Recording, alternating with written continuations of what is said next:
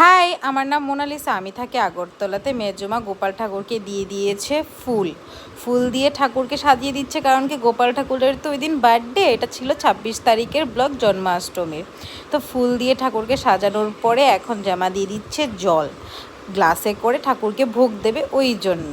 তারপরে দিয়ে দিল হয়েছে বুড়িন্দার লাড্ডু, তালের বড়া, দেন আরও অনেক টেস্টি টেস্টি প্রসাদে দিচ্ছে। টেস্টি টেস্টি জিনিসের মধ্যে হয়ে গেল কি ক্ষীরতুয়া দিয়ে চরণাবিন্দু দিয়ে এখন দিয়ে দিল ঘরে তৈরি করা মাখন।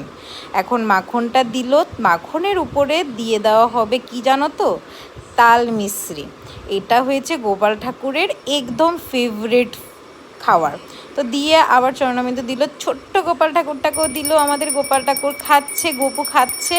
তো মেজমায়ের দিকে পুজো দিয়ে দিচ্ছে। আজকের ব্লগটা এইটুকুই, দেখা হচ্ছে অন্যদিন আরেকটা নতুন ব্লগে। মেজমায়ের দিকে দিয়ে দিচ্ছে